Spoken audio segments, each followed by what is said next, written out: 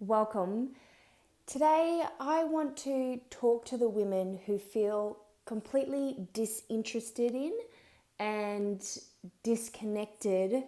from the desire to have sex, particularly after having a traumatic birth. And so, if perhaps you don't perceive your experience to have been traumatic as such, I will ask you to just continue with this video and see if there is anything here for you. So often, what I've seen as a pattern in women who come to see me, particularly for yoni mapping sessions, is that often after a traumatic birth, women have a tendency to become disinterested in sex. And I believe there are a number of reasons for this. I think first and foremost is that particularly after a traumatic birth, where there is intervention required, where there is follow-up from multiple health practitioners and health professionals, where the focus is what's wrong and how do we fix this, and we're talking about a woman and a woman's body, and we begin to very much clinicalize this component and this part of her. And in that clinicalization, we're looking for what is wrong and how do we fix that, which then leads to this woman feeling very broken in her body, very like there is something wrong with her, and like there is something that needs to be fixed, rather than allowing this woman to actually heal from the trauma that she's experienced. And that is an important component as well, because as we bring a human into this world, we then focus on the human and their needs being met, which is of course important. And as a mum, I get it. It's hard to look after ourselves when we're looking after other little human beings. And what would be the slowing down, taking the rest, is very difficult at times. But even without, part of it is the slowing down and the rest, but a lot of it is the actual processing and understanding of the experience that you've had and the emotions that are connected to that, and how these emotions become stored and held in our body, and then how our body begins to express this held trauma. And so let me just talk briefly, because it comes up into my mind. The held trauma and the expression of that can be pain. It can be also this tendency for when, say, the woman is anticipating penetrative sex, her whole body is thinking, ooh, trying to, feel safe. And when we have really been medicalized and clinicalized, and we have had vaginal assessment after vaginal assessment that is very clinical, and someone's telling us, oh, this is wrong and this is wrong,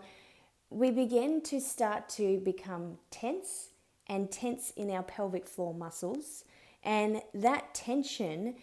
when we are anticipating penetration, can increase significantly, which then causes the actual pain with intercourse. But this is not really even what I wanted to talk about. What I really want to talk about is not pain with intercourse, but the whole disconnect from the desire to want to have sex. And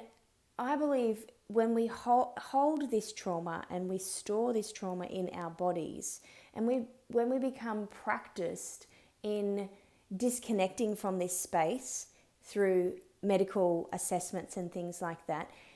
because often when we have somebody doing a medical assessment in this part of our body, we do leave our body, come into our head, think about something else, rather than actually being present with our body. And we also become practiced in what's wrong and how do I fix that, rather than practiced in connecting back to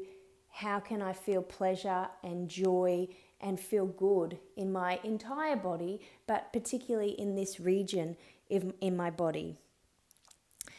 And I also feel like there's a component of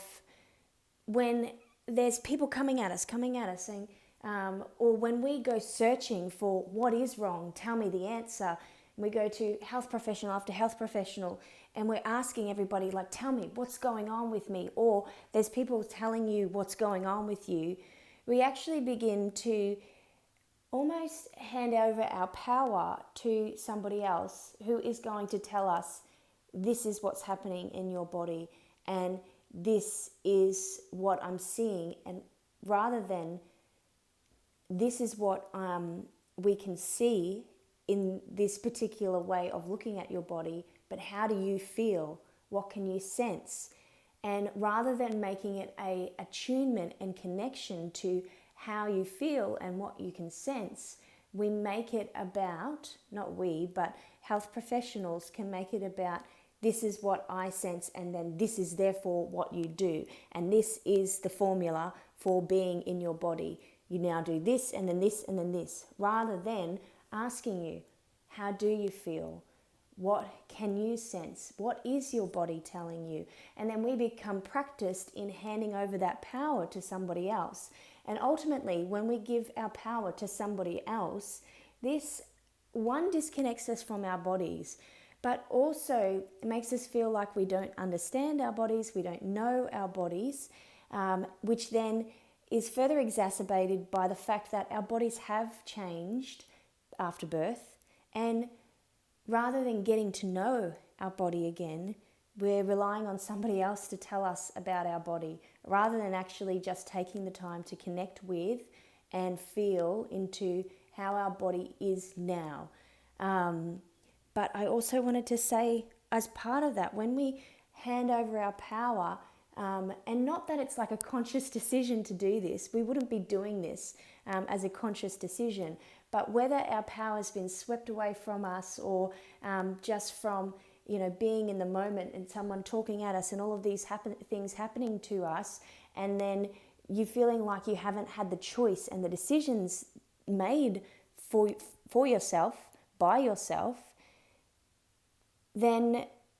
we begin to feel unsafe, I believe, in our body, because somebody has stepped beyond our boundaries and made us feel like we don't know what's going on in our bodies. We aren't in control of making choices and decisions about what happens to our bodies, or what choices we get to make about how we engage with our bodies. Then we start to feel unsafe. And then when we feel unsafe in our body, then we don't want somebody else to come in and, we start to build a wall, a barrier, a way of protecting ourselves from no entry, because I don't feel safe with people stepping through, beyond this barrier. So it's almost like we build this safety net for ourselves. And then I think another component is creating expectations. So whether that be from your partner or even from yourself, as to how we are expected and what is the timeline around returning to sex after having a baby, and what does that look like, and perhaps your midwife tells you, after 6 weeks it should feel comfortable, and then your doctor says, oh yeah, you could, as soon as it feels good for you, then you can have sex. And maybe your girlfriend was like, oh, I had sex 3 weeks later, and then another one was like, yeah, oh, it was fine after 6 weeks, and then here you are after 3 months or even 12 months feeling like, actually it just doesn't feel, I don't feel interested in it, but it doesn't even feel good to me. So it's when we have expectations, and the expectation is around having intercourse with somebody else and you're trying to meet their desires and your own desires at the same time. And I feel like when we're trying to meet somebody else's desires and expectations alongside our own, we get caught up in this expectation and this push and pull, feeling like, oh, well, I want to do it for them, but I actually don't feel ready yet in my body. But then it's sort of like, oh, I want to, but I don't, and I want to, and I don't. So rather than making it about the intercourse and the sex, I believe what's important is to actually make it about the connection and the getting to know your body, and not make it about the intercourse and sex, and connecting to your body from a space of ease, of no expectation, of a space of curiosity and simple connection, rather than a what's wrong and how do I fix it, rather than a I want to find how to have an orgasm again. Like, not even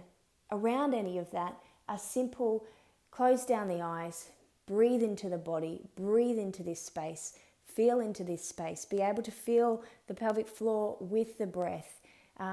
feel into the energy of the pelvic bowl and what that feels like, and having that curiosity and seeing what emotions come up, and then being with those emotions, and then allowing your body to guide you as to what now and what next, rather than it be about trying to fix something or get towards a particular destination. And what I was saying before is this is the part of the getting to know your body bit that we often miss as mums, because all of our focus goes on to baby and looking after baby, and maybe our focus then goes to things like losing the baby weight and getting your body back and returning to exercise or getting back to work, or those sorts of things, when we haven't even had the opportunity to actually go, oh, okay, this body is very different to what I knew prior to having this baby, and then now I just need some time to feel into this new body that I'm in and become to understand it better and connect with this body that I'm in now, and then find then focus on the work and the movement and all of the other things, because this is, I believe, a very foundational piece to how we enjoy our life and how we connect to the simple joy and the simple pleasure of our life as a whole. So it's not just about the sex, it's about the connection to your body and feeling good in your body. And without that foundation of feeling good in our body, then I believe then it really sets us up to not feel good in all other aspects of our life.